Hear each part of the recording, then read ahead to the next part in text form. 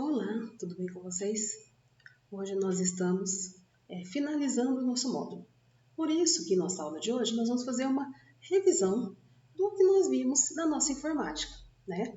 Nós passamos pelo Windows, nós entendemos a ideia geral desse sistema, falamos da origem dele, né? Da sua criação, por que ele é um dos programas, né, mais usados, né, o sistema operacional mais escolhido pelas empresas, até mesmo na doméstica, a rede doméstica também acaba optando por ele. Por que isso acabou se tornando uma coisa mais comum do que usar outros sistemas operacionais? Quais as vantagens e desvantagens de se trabalhar com esse sistema? Nós vimos dentro do sistema do Windows os seus programas bases, né, os seus programas principais, né, e a gente vai rever sucintamente cada um deles, né? Então, a gente tem que relembrar, vamos começar lá. Qual a origem do Windows, né? O que é o Windows? Então, assim, o Windows é um sistema operacional. Da mesma forma que eu tenho o sistema operacional, que a gente falou um pouquinho, que é o BR Office, que muita gente aqui no Brasil conhece como Linux, a gente tem o sistema operacional do Windows, que esse aí todo mundo conhece, que é da Microsoft.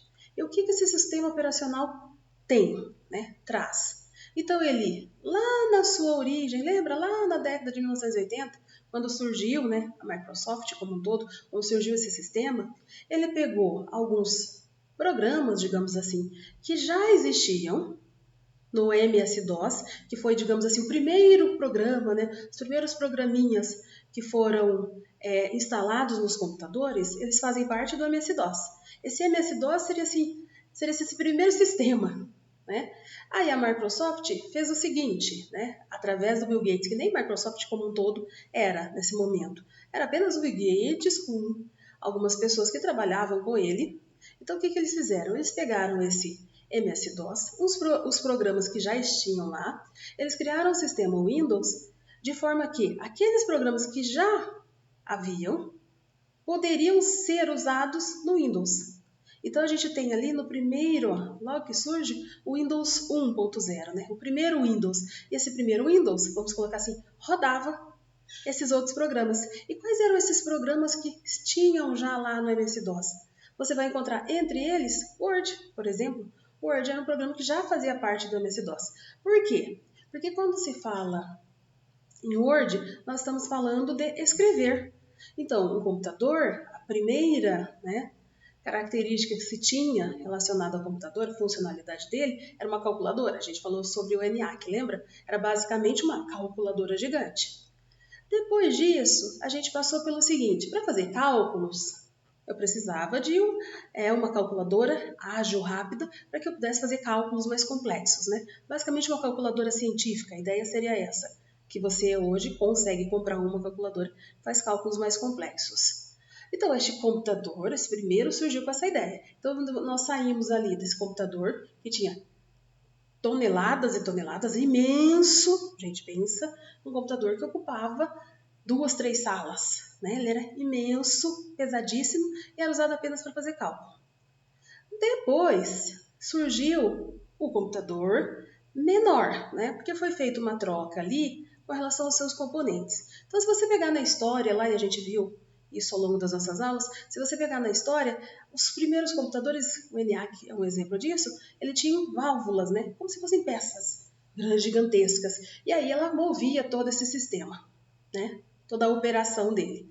Depois alguém falou assim, não, peraí, a gente pode pensar em uma outra forma de transmitir dados de um lado para o outro, fazer isso aí funcionar sem precisar usar essas peças tão grandes. Então, a partir do momento que eles reduziram o tamanho das peças, automaticamente eu reduzi o tamanho do computador.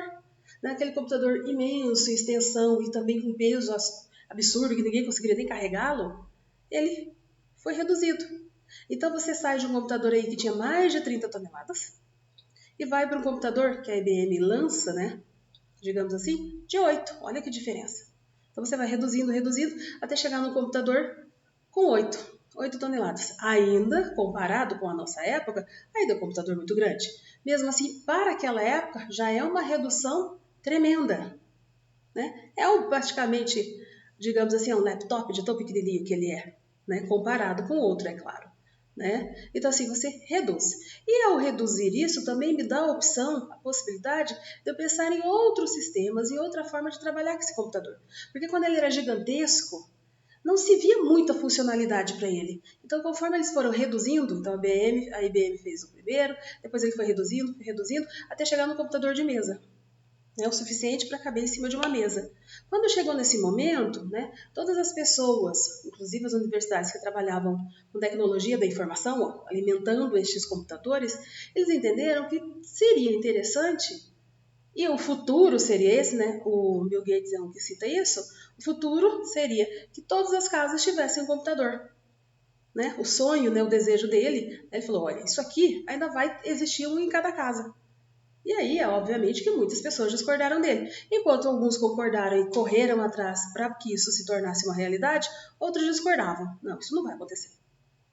Não, imagina, isso aqui não vai, as pessoas não vão ter em casa. Isso vai ser algo só para o trabalho, só para as grandes empresas, só para a bolsa de valores, Porque, olha, os computadores eles começaram a ser usados nas bolsas de valores. Afinal de contas, nós estamos falando de cálculos, contas, projeções. O computador faz tudo isso. Então ele começou a ser usado para isso, para facilitar a vida das pessoas. E aí, posteriormente, depois ele foi para casa, se tornou algo doméstico. Então, no primeiro momento, quando o computador já está menor o suficiente para você poder instalar em ambientes comuns, ele vai para as empresas. Então, a função do computador é chegar na empresa ali e trabalhar com cálculos, você trabalha com planilhas, você trabalha com textos, você trabalha com cálculos. Então é para isso. Depois, conforme ele vai acrescentando coisas, a gente tem a internet, que surgiu lá na década de 1980. Lembra que a gente falou? A internet trocar informações. Então, olha lá, ele vai trazendo coisas. Lembrando que nós estamos falando de um computador de uma tela basicamente cinza, onde todas as palavras eram de uma cor só, a gente ainda não tinha placa de vídeo, a gente não tinha nada disso que se tem hoje com relação a imagens, vídeos e cor que você tem hoje. Então você tem o Windows, que surgiu lá no comecinho, aquele primeiro, que ele não dava todas essas possibilidades relacionadas à cor que a gente tem hoje. Ele não fazia isso. Ele era um Windows preto e branco. Todas as letrinhas preto e branco, não tinha muito o que mudar. Conforme ele foi evoluindo, então da primeira versão, 1.0, até a versão que nós temos hoje, que é o Windows 10, olha quanto tempo se passou e como isso mudou.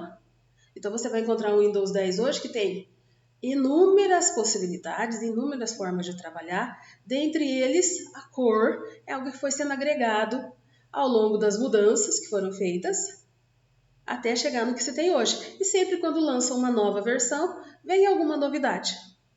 Tá? Então vamos falar desse primeiro programa, do Word. Então o Word é o primeiro programinha que aparece ali, que ele era usado para quê? Ele era um processador de texto. Ele tinha a função de fazer memorando, de trabalhar com a mala direta, com as tabelas, eram cartas, os próprios e-mails. Então, olha bem, a gente está falando de um computador da empresa. Então, a funcionalidade dele ali naquele momento é essa. Era para isso que ele servia. Quais eram os principais recursos que o Word tinha? Apresentava, e hoje também apresenta. A mesma ideia. Nós estamos falando tanto comparando o antigo como o novo. Ele tem a função de excluir, copiar, inserir texto, ele formata as fontes, ele tem recuo, tem espaçamento entre linhas, ele tem localização e substituição de texto, tem verificação ortográfica e gramatical, ele tem inserção e manipulação de figuras, ou seja, eu coloco a figura e ainda posso mexer nela, tabelas e colunas, visualização do documento, eu posso ver como ele fica, pré-visualização. Antes de imprimir, eu olho como ele fica. Modos de exibição, mala direta e etiquetas e impressão de documentos. Então aí você encontra a base, Conforme vão saindo outras versões, ele vai mudando um pouquinho para cá e para cá, mas essa questão aqui, se mantém, Barra de acesso, as guias aqui, Página inicial, inserir, layout de página, referência, correspondência, exibição e revisão e exibição. Aqui o minimizar ou expandir. Aqui tem uma reguinha, tem gente que gosta de usar, tem gente que não prefere. Aí você vai colocando, a página, você tá a quantidade de palavras já digitada, se você já digitou alguma coisa aparece aqui. Modo de exibição aqui, Ir para a página anterior ou para a próxima página, você pode usar. E é claro, a barra de status aqui, Informações básicas. Faixa de opções, Quando eu clico aqui, ele me abre uma faixa de opções. Quando eu clico aqui, ele me abre uma faixa de opções. Assim vai. Alinhamento, tabulação. Tudo isso aqui para você entender a abertura da página do Word. Nós temos também, né, como a gente falou, as guias. E aí, quando você viu a guia lá anteriormente, deixa eu voltar aqui um pouquinho, só para vocês lembrarem. Aqui tem a guia, tá vendo? Só que aqui elas não estão abertas. A gente vai ver as guias agora abertas. Como que elas aparecem, né? Então, se eu coloco página inicial, olha as possibilidades. Ó, eu posso fazer tudo isso aqui, ó, as páginas inicial. Se eu coloco inserir, eu posso aqui, ó, inserir tabela, clip art, forma, imagem, assim sucessivamente. Se eu coloco layout de página, eu posso mexer na margem, na orientação, na quebra de páginas, na marca d'água e assim sucessivamente. Se eu vou no guia de referências, eu posso inserir nota de rodapé, posso adicionar texto, atualizar sumário e assim vai. Guia de correspondência, lembra que eu falei que inicialmente ele enviava mala direta? Então, aqui é para mandar mala direta, envelopes ou etiquetas, você também trabalha aqui na correspondência. Tenho a questão da revisão, ó. Eu vejo a revisão ortográfica, eu posso traduzir, posso colocar comentários e assim vai. Eu tenho guia exibição, que aqui é o layout, como fica, a estrutura, se eu quero a régua, se eu não quero, e aqui eu escolho. Temos também guia contextual. Essa guia contextual é para mostrar aquilo que fica oculto. Como assim? Não entendi como fica oculto. É o seguinte, se eu tenho uma imagem, eu coloquei a imagem aqui, eu colei a imagem no Word. Quando eu colo a imagem no Word, ele vai abrir essa paginazinha, vai abrir esse espaço aqui, que é onde eu vou poder manipular especificamente relacionada à imagem, manipular especificamente relacionada à tabela. É isso que eu vou fazer, tá? Ó, ferramentas de tabela. Eu posso mexer exclusivamente na tabela. Aqui também, ó, outra, ferramenta de tabela. Eu tenho o design da tabela, que significa a cor, a espessura da linha que eu vou usar, como vai ser. E eu tenho a questão do layout, como que eu quero que ela seja exibida, ó. Então, isso aqui é uma guia contextual de tabela e aqui é um guia contextual de imagem. Então, vamos ver na prática como funciona o Word? Vamos lá?